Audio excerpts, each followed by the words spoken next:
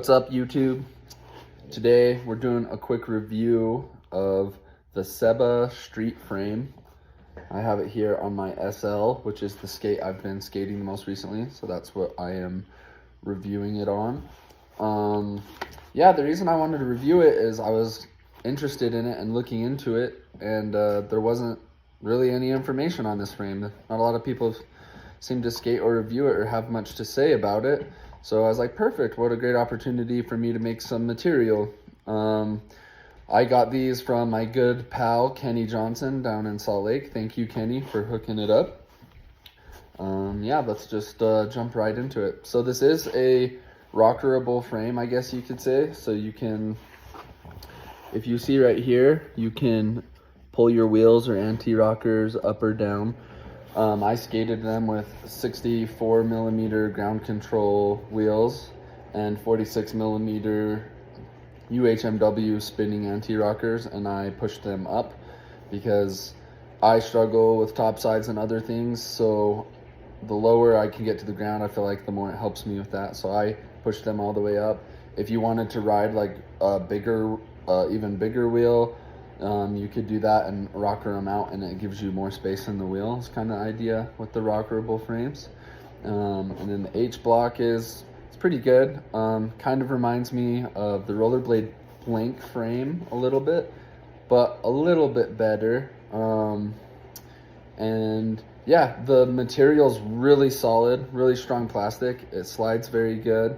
It was a great frame for top sides. I mean, that might be with the SL, kind of all top sides are a little bit easier. One of the reasons why I skate it, but yeah, with top sides, the frame felt fine, felt good. Getting boot down on Royales felt like I had to put a little extra work in.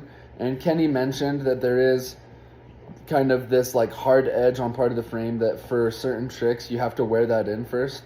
So, and once I skated it for a while and grooved it in, then the Royales started coming, and the full torques or Farfanugans, those started coming just fine too, and I was able to do kind of all my boot down and top side tricks, which is good. The material slides really fast. It's very stiff, so you get good power energy from it. I was hitting the jumps at KTR Midvale here in Salt Lake, and yeah, I don't know if it was the 64 millimeter wheels or whatever, but the speed felt good, the energy transfer was good, and I was having a blast with this frame on jumps. This is the medium size, so it's 260 millimeter frame, which I think is maybe one of my favorite sizes.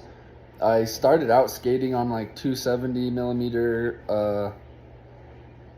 I think Kaisers, and then I tried Create Originals, and I've tried a whole bunch of different frames recently, and I really like a slightly shorter frame, like a 258 to 260 millimeter. I think that's kind of the sweet spot for my size of foot. And so yeah, and SEBA is one of the only brands I know that makes an exactly 260 millimeter frame, which for my OCD is kind of nice. Sometimes the weird numbers like 243 or 258, I don't know why it bugs me. I think it should just be like 250, 260, 270, small, medium, large.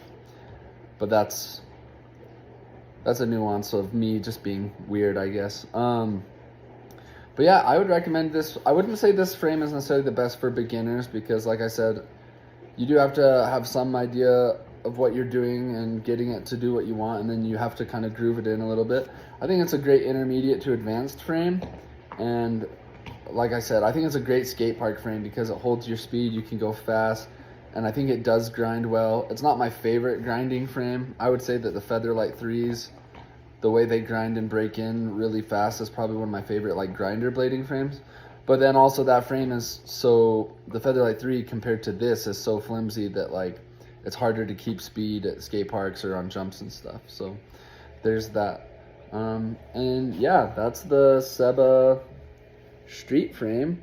And let me know what you guys think. Did I nail it? Did I miss it? Is there any other questions? Leave it down in the comments. Let's have a conversation about it, and I'll catch you in the next video. Thanks for watching.